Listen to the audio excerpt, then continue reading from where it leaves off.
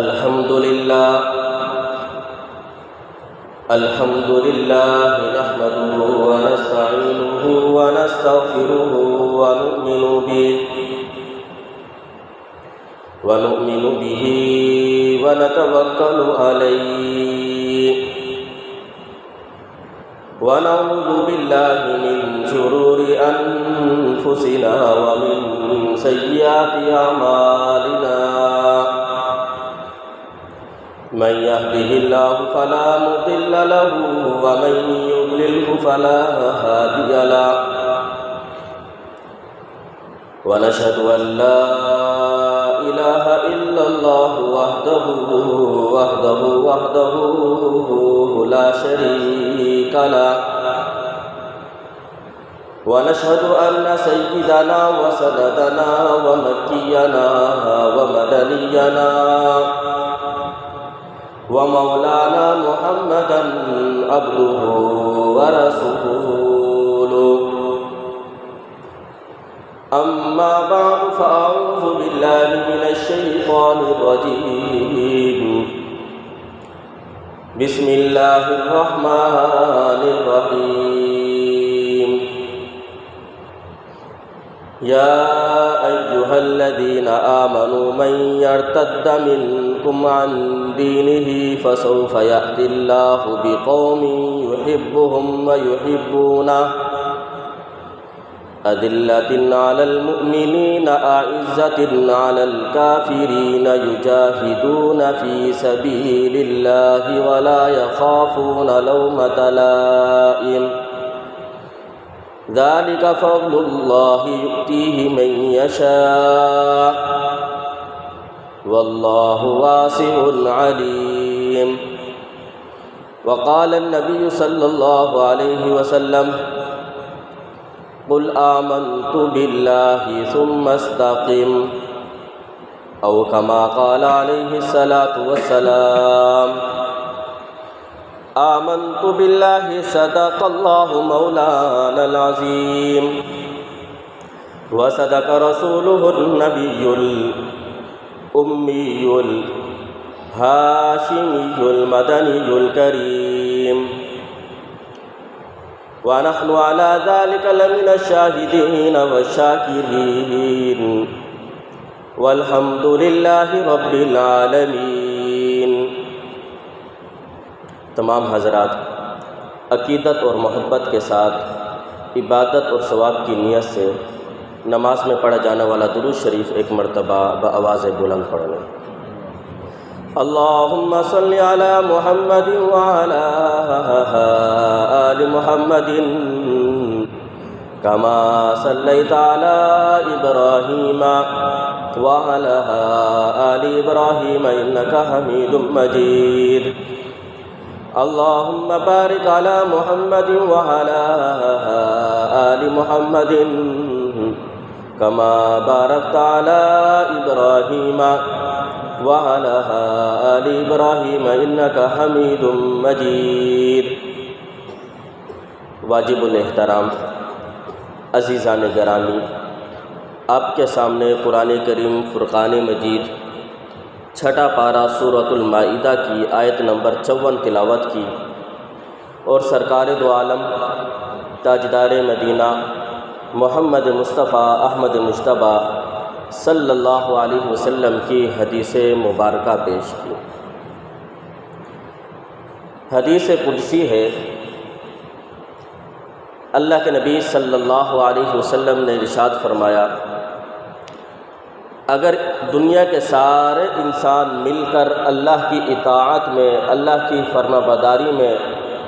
نیکیوں میں مشغول ہو جائیں، ہر وقت عبادت میں مصروف رہیں، تو تمام انسانوں کی عبادت کرنے سے اللہ کی عظمت میں، اللہ کی بڑائی میں، اللہ کی شان میں ذرہ بر بھی اضافہ ہونے والا نہیں ہے۔ اس کی شان تو ویسے ہی بلند ہے، اور اگر پوری دنیا کے انسان مل کر اللہ کی نافرمانی کرنا شروع کر دیں، گناہوں میں مبتلا ہو جائیں، تو اس کی عظمت اور شان میں ذرہ بھر بھی کمی نہیں آئے گی۔ یہ جو ہم عبادات کرتے ہیں اس کا فائدہ ہمیں خود ہوتا ہے، اللہ کو عبادت کی ضرورت نہیں تھی۔ اسی آیت کے اندر اللہ رب العزت نے اسی چیز کو بیان فرمایا اور ایمان والوں کی خاص نشانی بیان کی۔ یا ایھا الذین آمنوا، اے ایمان والو، من یرتد منکم عن دینہ، جو تم میں سے اپنے دین سے پھر جائے گا، اعراض کرے گا، چشم پوشی کرے گا، پیٹھ پھیر کر چلے جائے گا، فسوف یأتی اللہ بقوم، اللہ رب العزت پھر ایک ایسی قوم کو پیدا کریں گے، یحبہم ویحبونہ، ان کی پہلی نشانی تو یہ ہے کہ اللہ ان سے محبت کرتے ہوں گے اور وہ اللہ سے محبت کرتے ہوں۔ محبت کا تعلق دونوں طرف سے، اللہ کی بھی محبت ہے اور ان کی بھی اللہ سے محبت ہے۔ آج ہم سب اللہ سے محبت کا اقرار تو کرتے ہیں، دل سے مانتے ہیں کہ ہمیں بھی اللہ سے محبت ہے، لیکن اس محبت کی نشانی کیا ہے؟ وہ کون سی محبت ہے جس میں اللہ بھی ہم سے محبت کرنے لگ جائے؟ تو قرآن کریم کے اندر سورۃ آل عمران 3 پارے کے اندر اللہ رب العزت نے بیان کیا، قل ان کنتم تحبون اللہ، اگر تمہارا دعویٰ یہ ہے کہ ہم اللہ سے محبت کرتے ہیں تو اس دعوے کی دلیل اور نشانی یہ ہے فاتبعونی، میری پیروی کرو، میری اتباع کرو، تب پتہ چلے گا کہ تم اپنی اس دعوے کے اندر سچے ہو۔ پھر اس کا فائدہ کیا ہوگا؟ فرمایا یحببکم اللہ، پھر اللہ تم سے محبت کرے گا۔ تو صرف زبانی دعویٰ معتبر نہیں ہے کہ میں نے زبان سے کہہ دیا کہ میں اللہ سے محبت کرتا ہوں، اس محبت کی نشانی اور علامت بیان کر دی، فاتبعونی، نبی کی اطاعت میں، نبی کی فرما برداری میں، نبی کی سنت پر عمل کرنے میں۔ تو یہ پہلی نشانی اللہ رب العزت نے ایمان والوں کی بیان کی کہ وہ اللہ سے محبت کرتے ہوں گے تو اللہ بھی ان سے محبت کرتا ہو۔ اور دوسری صفت یہ بیان کی، اذلۃ علی المؤمنین، وہ قوم ایسی قوم ہے کہ جو ایمان والوں کے ساتھ، مسلمانوں کے ساتھ عاجزی کے ساتھ، انکساری کے ساتھ، نرمی کے ساتھ ایک دوسرے کے ساتھ پیش آنے والے، وہ ایک دوسرے کی خیر خواہ ہے، ایمان والوں کے ساتھ ان کا تعلق بڑا اچھا ہے۔ اعزۃ علی الکافرین، ہاں جب بات آئے گی غیر کی، کافروں کی، تو ان کے مقابلے میں بڑے سخت ہیں۔ یجاہدون فی سبیل اللہ، وہ اللہ کے دین کو، اللہ کے کلمے کو، توحید کو، نبی کی رسالت کو بیان کرتے ہوئے جہاد کریں گے، اعلاء کلمت اللہ کو بلند کریں گے، ولا یخافون لومۃ لائم، اور ایک صفت یہ بیان کی کہ اللہ کے دین کو بیان کرنے میں، حق کو بیان کرنے میں اور سچائی کو بیان کرنے میں کسی ملامت کرنے والے کی ملامت کی ان کو پرواہ نہیں ہوگی۔ ذالک فضل اللہ، اللہ فرماتے ہیں کہ جس کے اندر یہ صفات آ جائے نا، گویا کہ یہ اللہ کا اس کے اوپر فضل ہو گیا۔ تو اس آیت کے اندر اللہ تعالیٰ نے ایمان والوں کی خاص صفات بیان کی ہیں جن سے اللہ محبت کرتے ہیں۔ وہ خاص صفات کیا ہیں؟ پہلی صفت اس کی یہ ہے کہ وہ نبی کی اتباع، نبی کی سنت پر عمل کرتے ہوئے اذلۃ علی المؤمنین، اور پھر ایمان والوں کے ساتھ ان کا برتاؤ اچھا ہوتا ہے۔ اعزۃ علی الکافرین، کافروں کے مقابلے میں سیسا پلائی ہوئی دیوار ثابت ہو جاتے ہیں۔ یجاہدون فی سبیل اللہ، اللہ کی راہ میں جہاد کرتے ہیں۔ ولا یخافون لومۃ لائم، حق کو بیان کرنے میں، حق کو اختیار کرنے میں، سنت پر عمل کرنے میں کسی ملامت کرنے والے کی ملامت کی ان کو پرواہ نہیں ہوتی۔ حضرت حذیفہ بن یمان رضی اللہ عنہ ایک دعوت میں ہے، اس دعوت کے اندر بڑے بڑے وزراء ہیں، سلاطین ہیں، امراء ہیں، بادشاہ ہیں، بڑے لوگوں کی دعوت ہے۔ دعوت میں شریک ہوں،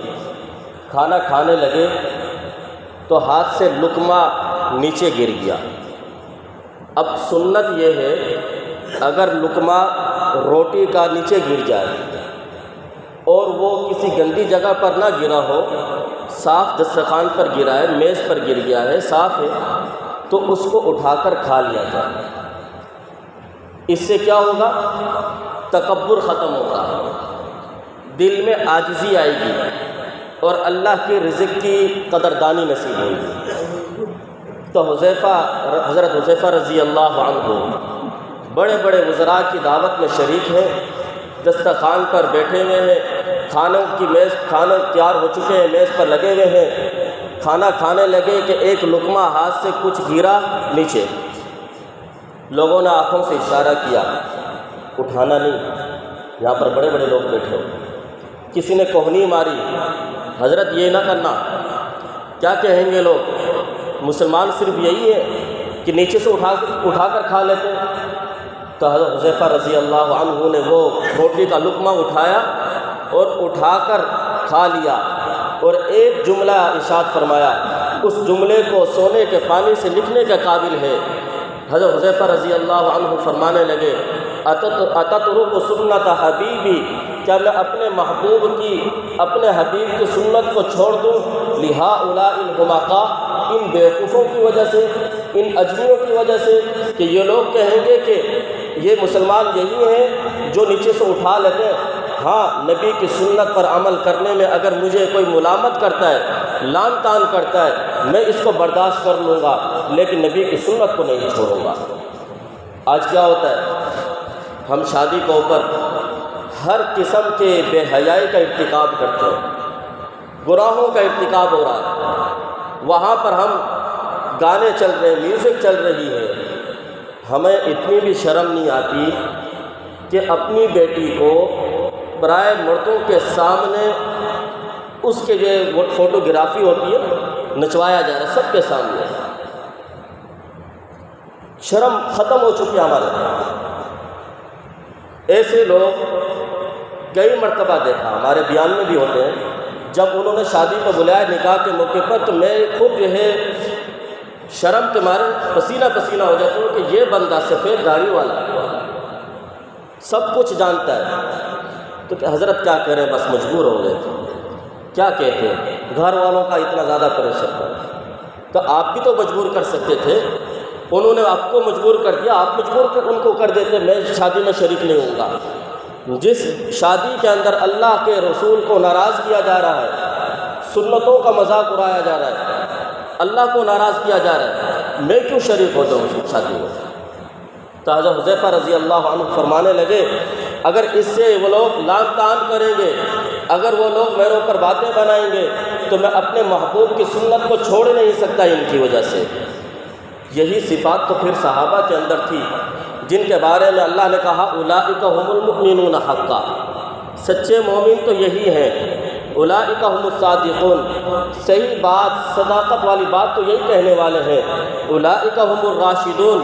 رشد اور ہدایت کے منبع اور سرچشمہ تو یہی لوگ ہیں، اولئک هم المفلحون، یہی لوگ کامیاب ہیں، رضی اللہ عنہم ورضوا عنہ، اللہ ان سے راضی ہو چکا ہے، یہ اللہ سے راضی ہو چکے ہیں۔ یہ صفات صحابہ نے اپنائی، اللہ نے ان کو ان صفات کے اپنانے کی وجہ سے اولئک هم المفلحون کا یہ تمغہ دیا ہے۔ مفسرین نے لکھا ہے، اس آیت کے سب سے پہلے مصداق حضرت ابو بکر صدیق رضی اللہ عنہ ہے۔ جب جناب رسول اللہ صلی اللہ علیہ وسلم کا انتقال ہوا تو کچھ لوگ انہوں نے زکوٰۃ کا انکار کر دیا، زکوٰۃ اور نماز میں فرق کرنے لگے، اور انہوں نے کہا کہ نماز تو ہم پڑھیں گے لیکن زکوٰۃ نہیں دیں گے۔ حضرت ابو بکر صدیق رضی اللہ عنہ، جن کی صفت حدیث میں یہ بیان کی، آپ خطبے کے اندر بھی سنتے ہیں، ارحم امتی بامتی ابو بکر، میری امت میں سب سے رحم دل، نرم دل انسان ابو بکر ہے۔ لیکن آج نبی کی دین کی بات آئی ہے،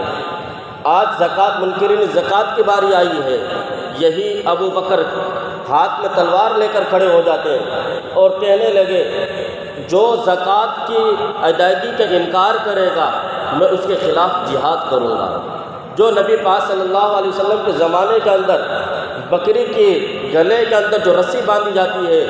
اگر وہ بھی زکوٰۃ میں دیتا تھا میں اس کو بھی زکوٰۃ میں دوں گا۔ آج وہی ڈٹ گئے ہیں ایمان کی حالت میں دین پر عمل کرنے کے لیے۔ بعض مفسرین نے کہا کہ اس آیت کے مصداق حضرت ابو موسیٰ اشعری اور ان کی قوم مراد ہے جو دین پر ڈٹ گئے تھے۔ بعض نے کہا کہ اس سے مراد انصار کی وہ قوم، حضرت سعد بن وقاص رضی اللہ عنہ سے جب آپ صلی اللہ علیہ وسلم نے مشورہ مانگا، بدر کا موقع ہے، ہم یہاں پر جہاد کی غرض سے تو نہیں آئے تھے، ہمارا مقصد کچھ اور تھا، لڑنا نہیں تھا، لیکن اب حالات ایسے پیدا ہو چکے ہیں، ہماری تعداد 313، ادھر کافروں کی تعداد 1000 کے لگ بھگ ہے، مشورہ دو، اگر واپس چلنا ہے تو مدینہ چل لیتے ہیں، اگر لڑنا ہے تو یہیں پر اللہ کی راہ میں لڑتے ہیں۔ حضرت سعد بن ابی وقاص رضی اللہ عنہ کھڑے ہو گئے، کہنے لگے اے اللہ کے رسول، ہم حضرت موسیٰ علیہ السلام کی قوم کی طرح نہیں ہیں جنہوں نے یہ جواب دیا تھا اذهب انت وربك فقاتلا انا هاهنا قاعدون، آپ اور آپ کا رب جائیں، جا کر اللہ کی راہ میں جہاد کریں، ہم تو یہیں بیٹھے ہیں، بلکہ آپ اشارہ دیں، ہم آپ کے آگے سے، آپ کے پیچھے سے، آپ کے دائیں سے، آپ کے بائیں طرف سے، ہر طرف سے لڑنے کے لیے تیار ہیں، اگر آپ آگ میں کودنے کا ہمیں حکم دیں گے ہم آگ میں کود جائیں گے، اگر آپ سمندروں میں چھلانگ لگانے کا ہمیں حکم دیں گے سمندروں میں چھلانگ لگا دیں گے، اگر آپ مال چاہتے ہیں ہم آپ کے قدموں مال دینے کے لیے تیار ہیں، اور ہمارے زخم، ہمارے جسم اگر زخموں سے چور چور ہو جاتے ہیں تو ہم اس کے لیے برداشت کر لیں گے، اس کے لیے ہم تیار ہیں، لیکن دین پر اور آپ صلی اللہ علیہ وسلم کی رسالت پر ایک آنچ نہیں آنے دیں گے۔ تو صحابہ کے بارے میں کہا کہ وہ دین کے معاملے میں ایسے تھے، لیکن آپس میں رحماء بینہم، آپس میں بڑے نرم دل تھے۔ تو فرمایا یا ایھا الذین آمنوا من یرتد منکم، اے ایمان والو جو تم میں سے اپنے دین کو چھوڑ دے گا۔ ارتداد، مرتد، ایک ہے مرتد ظاہری کہ کوئی آدمی مسلمان ہو اور وہ یہودی بن جائے، مسلمان ہو وہ عیسائی بن جائے، مسلمان ہو وہ قادیانی بن جائے، مسلمان ہو وہ ملحد زندیق بن جائے، اس کے لیے حکم یہ ہے شریعت میں کہ اس کو قتل کر دیا جائے، 3 دن تک اس کے شبہات کو ختم کیے جائیں گے، اس کو مہلت دی جائے گی۔ اسلام کے اندر جو تیرے کو اشکالات ہیں، جو پریشانیاں ہیں، تو نے کیوں اسلام کو چھوڑا ہے، تیرے تمام اعتراضات کا جواب دیا جائے گا۔ جب تمام اس کے اشکالات ختم ہو جائیں پھر بھی وہ آدمی مسلمان نہیں ہوتا، اب اس کے لیے حکم یہ اس کو قتل کر دیا جائے۔ یہ ہے قانونی حکم کہ جو آدمی مسلمان تھا کھلم کھلا یہودی عیسائی بن گیا، اور ایک ہے باطنی ارتداد جس کے شکار آج کے مسلمان زیادہ ہو رہے ہیں۔ ہم کہنے کو تو مسلمان ہیں لیکن ہمارے افعال، ہمارے اقوال، ہمارا رہن سہن مسلمانوں والا نہیں، ہماری زبان قابو میں نہیں، ہماری نظر قابو میں نہیں، ہمارے کان وہ قابو میں نہیں ہے، ہمارے ہاتھ پاؤں قابو میں نہیں ہے، ہمارا دل اور دماغ گناہوں کا پروجیکٹر بن چکا ہے، ہر برے خیالات ہمارے دماغ کے اندر آتے ہیں، کہنے کو مسلمان ہیں، ہماری جیب میں پیٹ میں وہ حلال کا نہیں آ رہا، ہماری شرمگاہیں محفوظ نہیں ہیں۔ یہ ہے باطنی ارتداد جس کو کہا نا زبان سے کہہ بھی دیا لا الہ تو کیا حاصل، دل اور نگاہ مسلمان نہیں تو کچھ بھی نہیں۔ من یرتد منکم، جو تم میں سے دین کو پس پش ڈال دے گا، فسوف یأتی اللہ، پھر اللہ کو آپ کی پرواہ نہیں ہے، اللہ ایسی قوم کو لائے گا جن سے اللہ محبت کریں گے، وہ اللہ سے محبت کریں گے، اذلۃ علی المؤمنین، ایمان والوں کے ساتھ ان کا تعلق بڑا نرمی والا ہوگا۔ حضرت عبداللہ بن خیاط رحمۃ اللہ علیہ بہت بڑے اللہ کے ولی بزرگ گزرے ہیں، یہ کپڑے سیا کرتے تھے، درزی تھے، تو ان کے پاس ایک آدمی آتا، آتش پرست تھا، مسلمان تو نہیں تھا، وہ کپڑے سلوایا کرتا، کپڑے سلوانے کے بعد اس کا جو رقم بنتی تھی 1 درہم، وہ کھوٹا سکہ لا کر دے دیتا۔ حضرت عبداللہ بن خیاط رحمۃ اللہ علیہ کھوٹا سکہ لے لیتے، اس کو کپڑے سلائی دے کر سی کر دے دیتے۔ ایک دن پھر وہ آیا، کپڑے سلوائے، اتفاق سے حضرت عبداللہ یہ اپنی دکان پر موجود نہیں تھے، ان کا شاگرد تھا۔ شاگرد نے کہا کہ کپڑے تیار ہیں، لاؤ پیسے دو۔ تو اس نے ویسے ہی وہ کھوٹا سکہ دیا، تو شاگرد نے کہا کہ کھوٹا سکہ تو چلتا ہی نہیں لیتے ہم، جاؤ۔ جب استاد واپس آئے، حضرت عبداللہ کہا کہ وہ شخص آیا تھا کپڑے اٹھانے کے لیے، میں نے اس کو منع کر دیا۔ عبداللہ بن خیاط رحمۃ اللہ علیہ فرمانے لگے کیوں منع کیا؟ کہا کہ اس وجہ سے کہ اس نے کھوٹا سکہ پیش کیا تھا۔ عبداللہ فرمانے لگے مجھے معلوم ہے پہلے بھی وہ کھوٹے سکے دیا کرتا تھا، لیکن میں اس نیت سے لے لیتا تھا کہ یہ کھوٹا سکہ اگر میں قبول نہیں کروں گا، یہ کسی اور مسلمان کی دکان پر جا کر چلائے گا تو کسی اور مسلمان کا نقصان ہو جائے گا، اس نقصان کو میں برداشت کر لوں گا لیکن میرے کسی مسلمان بھائی کا نقصان نہ ہو۔ یہ ہے ایمان والوں کی نشانی، اذلۃ علی المؤمنین، کہ وہ ایمان والوں کے ساتھ ان کا تعلق آپس میں اتنا نرمی والا ہے، وہ ایک دوسرے کا نقصان نہیں چاہتے۔ حدیث پاک میں آتا ہے، جناب رسول اللہ صلی اللہ علیہ وسلم نے فرمایا انا ضامن، میں ضامن ہوں، میں اس بندے کی یہ ضمانت لے رہا ہوں جو آدمی حق پر ہونے کے باوجود جھگڑے کو چھوڑ دے۔ بعض مرتبہ حالات ایسے ہو جاتے ہیں، چھوٹی سی چیز پر جھگڑا ہو گیا، آدمی کہتے ہیں میں حق پر، وہ چیز میری ہے۔ آپ صلی اللہ علیہ وسلم نے فرمایا میں اس آدمی کو جنت میں گھر کی، بنگلے کی، بہت بڑی کوٹھی دینے کی ضمانت لیتا ہوں جو جھگڑے پر ہونے کے باوجود، حق پر ہونے کے باوجود جھگڑے کو چھوڑ ڈالے، میں اس کو جنت میں گھر دلاؤں گا۔ آپ صلی اللہ علیہ وسلم نے فرمایا یہ ایمان والوں کی صفت بیان کی جا رہی ہے، اذلۃ علی المؤمنین۔ ایمان والوں کی صفت تو یہ ہے کہ وہ آپس میں رحم دل ہوتے ہیں، رحماء بینہم۔ اور قرآن کریم کے اندر فرمایا وَاخْفِضْ لَهُمَا جَنَاحَ الذُّلِّ مِنَ الرَّحْمَةِ، اپنے والدین کے سامنے اپنی گردنوں کو جھکا دو، اپنے کندھوں کو جھکا دو، وَلَا تَقُلْ لَهُمَا اُفٍّ، اور ان کو ایسی بات بھی مت کہو۔ علماء نے، مفسرین نے بڑے عجیب بات لکھی ہے، قرآن نے یہ نہیں کہا ان کو گالی مت بکو، قرآن نے یہ نہیں کہا کہ ان کے سامنے اونچی آواز میں بات مت کرو، بلکہ قرآن کہہ رہا ہے کہ ان کے سامنے اپنے کو تکلیف ہو گئی،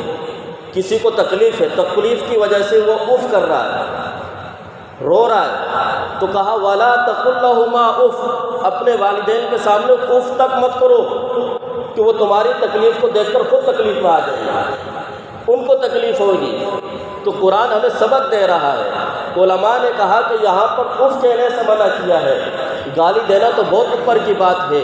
ان کے سامنے سینہ تان کر کھڑے ہونا یہ تو بڑی بات ہے، ان کے سامنے آنکھیں دکھانا ان کو یہ تو بڑی بات ہے۔ آج